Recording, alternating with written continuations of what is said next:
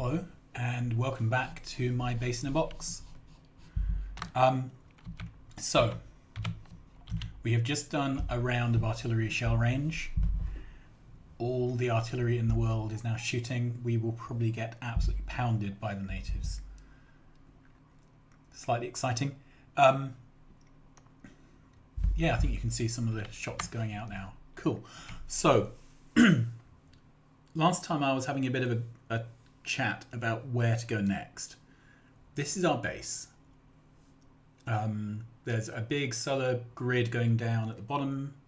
Our mega base is in the opposite diagonal to that, and it's been running stably at just under 2K for several hours now. But it won't be soon because it will run out of copper. It'll run out of iron as well, but copper's the problem one. We're doing mining productivity 257. We need that up to several thousand before we can start mining with single miners into trains. So we are definitely not there yet. And at this rate, I don't think we will be, because I don't think there's enough resources on the map. So what I did in a sort of cheaty way is I came over to the corner here and I ran a command to reveal the map around me for 3,000 tiles. So that's what this square is. And you can see that that is approximately, give or take, the size of our currently uncovered area. Sorry, the map's very unhappy at the moment because of all the artillery going off. Okay, so I've uncovered all this area because it's going to be quite a significant investment in time to claim new territory. We have artillery and all that stuff, but it's still hours of me sitting down, laying down new lasers and all that stuff. I could do a command to kill the biters from the map, console command. I could even remove them from the game, but is it worth it? Because, right, these are 11 million patches out here. I'm currently labeling the map, so not everything is labeled. There's a 39 million copper. That's 38 million iron. And let's go all the way up here, because this is as far away from our spawn as we're uncovered currently. 26 million. 81. 85. Right, so we're just beginning to get to things of a size that doesn't suck here. Let's zoom in and go down. Right, there's a 100 patch, finally a 50. But basically, we don't have resources on the map. Now, the map gen settings for this were pretty much vanilla. I didn't use RSO. I don't remember if I bumped up the resource settings. I was mainly concentrating on other things like not drowning in trees, not drowning in cliffs. But I've ended up with a map that doesn't have the resource depth to be able to sustain a mega base. So the options at this point are I could cheat in some ore, which I'm not very keen to do. I like the organicness of finding and then mining out patches.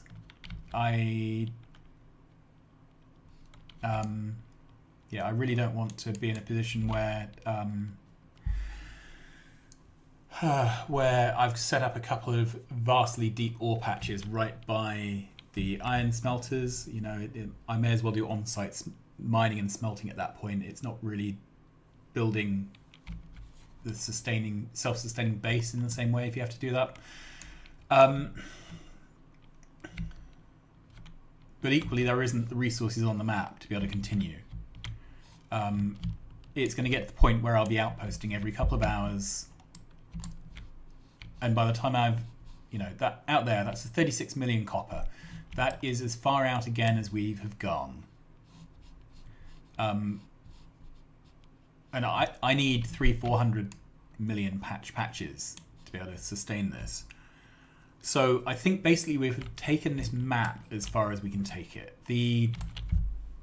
There's lots to learn from the builds, and I'd quite like to build essentially this megabase again, except in a world that has the ore that can support it. And I'd probably take some time redesigning the rail network. Right, zoom in. Right, so this separated smelting design works really well. So I'm pleased with that. I think I would need to do the same for copper, because we're getting to the point where copper is starting to be a bottleneck. If we went up to 5K or 10K, copper would definitely be a problem, because it would then scale up to be probably bigger than this. We'd have the same problem with the trains getting in and out.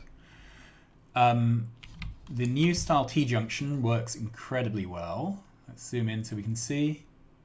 Yeah, this BB8 T-junction, I'm really pleased with it. It sustains traffic, things don't get jammed. So I would probably look at doing something similar to this everywhere. We can extract a little 2-lane T-junction for this, so we could drop the 4 over the 2 if we wanted. That might be worth looking at. There are some improvements to the rail book that need to be done. The base in a box, I would probably start again. So this worked really well. It was an entertaining thing to do.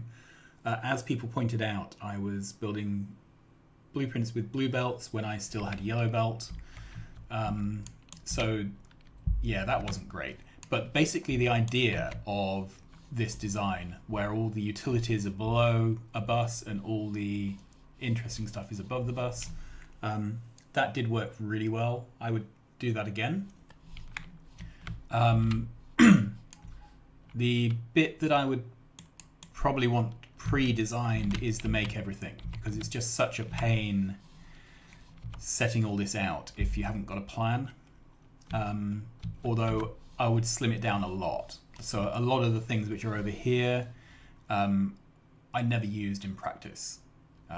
Various types of tank shells, never used. The only drones I use are the destroyers, is it? The ones you actually travel around with, that follow you around and kill stuff. What else did we learn? Okay, so the original green circuit build is great. It needed beaconing later on, that's fine. The red circuit build, yeah, there were some snags with this. So basically, once you put in modules and beacons, you can support 8 rather than 6 red circuit builds off the green and the plastic. So I think if I was doing this again, I would redesign this to have 2 and then a gap for a beacon and then 2 red machines. Because I think if we put a beacon in the middle here, it would touch both machines. Excuse me. So I would redesign this, but the basic idea of having the plastic made on site, that works incredibly well. I'm pleased with that. I would probably also widen the middle lane so that it produces 1 line of red before it's beaconed, and then once it's beaconed and speed moduled, it can produce nearly 2. So I would redesign it so that I had 2 belts coming out in the middle, initially being pushed down into a single belt for early game, and then for late game enable the second belt. I'd probably do that. I would also redesign the green circuit feeders so that they themselves could be beaconed easily. I had to do a bit of shuffling around for that. What else? Oh yeah, so the refinery build doesn't work very well. I designed this in creative mode in early 0.16. It seems basically that it gets bottlenecked on pipes, and in creative mode it did not. But it's one of these things probably where the pipe throughput is right on the knife edge. It also did not produce enough liquids early game. The various balancing of the fluids didn't work very well. So I would redesign this. Other than that, the science build worked really well. I did learn, however, when you're building things with bots particularly, and taking things off mixed belts, it's worth using filter inserters. Why is that? Okay, so these red potion machines don't need green circuits, but they do need copper. And this particular build is ratioed out using split belts. And this split belt has green circuits.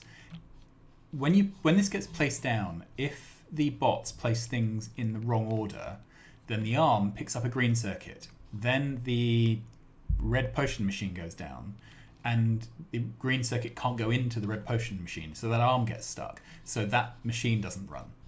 If you do it with filter inserters, they're the same speed as blue inserters, but they're guaranteed to pick up the right item. So yeah, lesson learned there. Use filter inserters for split belts where the machine only consumes one of the items. I like these science builds. They worked really well for me. So I'd probably keep all that. They scaled up nicely from an early game with blue assemblers and no beacons and modules to a late game with beacons, modules, green assemblers. All the ratios continued to work. Most of these builds do not need blue belt.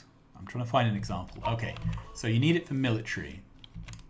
But the fix for that in early mid-game, well, you need it in military once things are upgraded.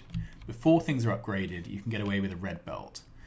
So probably what I would do is blueprint this with red belt, but put a marker on here saying it needs upgrading to blue belt later. But yeah, basically this all worked. Where else do we need blue belt? Okay, this is a very hungry build. So this one consumes 2 blue belts of iron.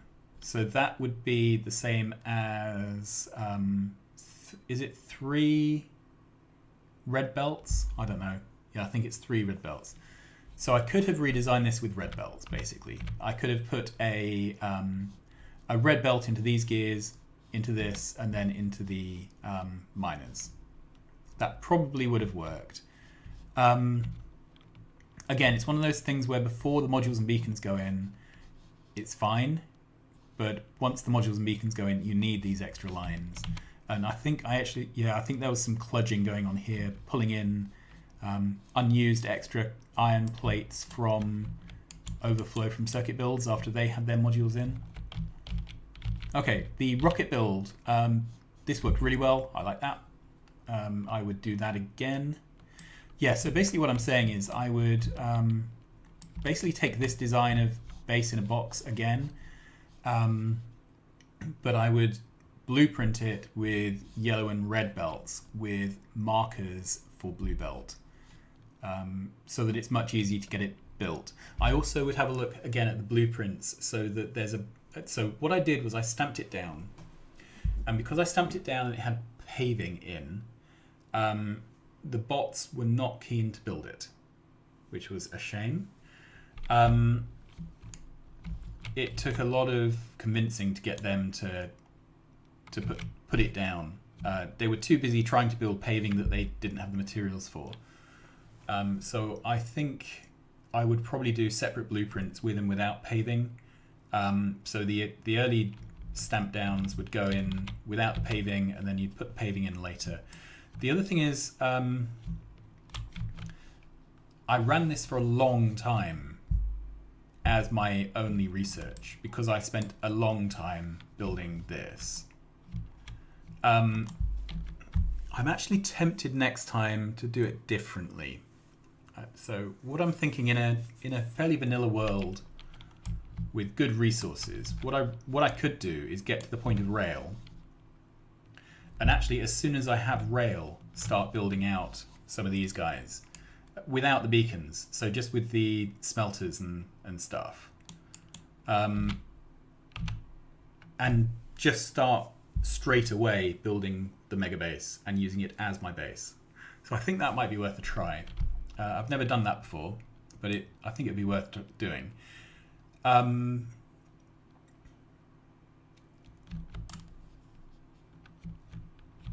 Yeah, so that's it really. I don't really have any more take home. So this, yeah, that's what, 38, 18, 83. 83 is a bit better. But look, there just isn't any, there aren't any resources. There's no copper. See these patches here, 8.9, 10. What are you meant to do with that? So, yeah.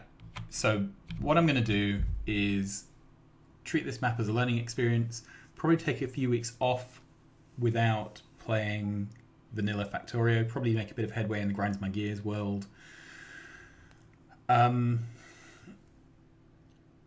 then, depending upon when the 0.17 release schedule is, I might start a new, almost vanilla world. I'll look at the mods that I ended up with in this and see which of those I want to start with. And then I will consider starting a new vanilla map.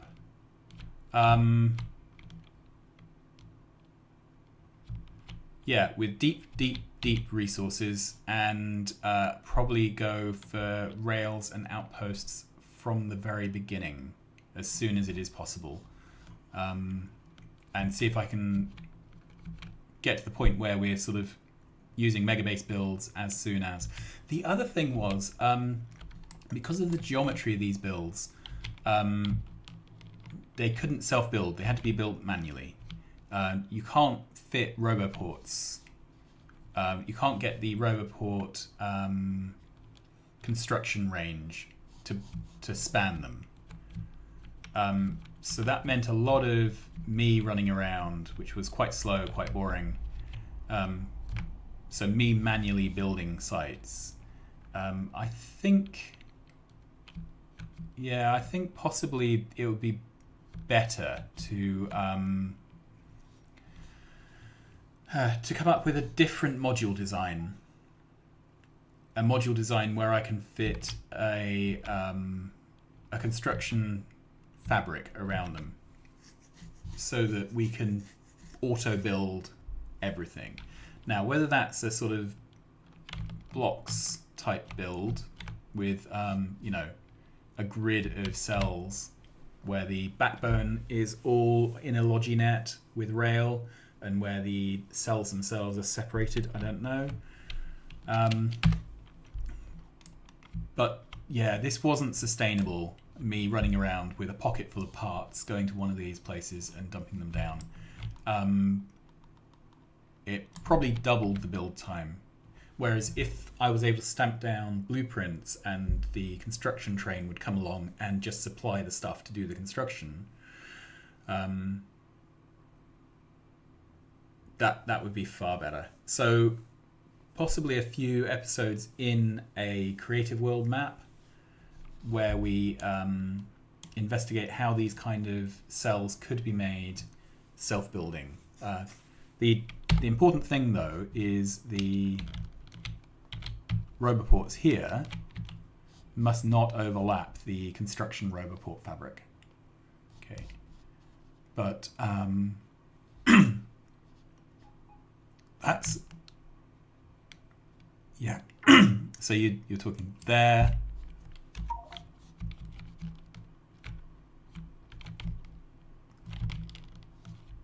Right. And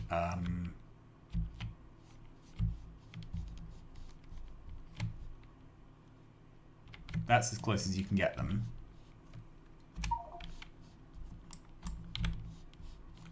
Right. right? And then jump out. Okay, so that only reaches up 2 roboports into this build.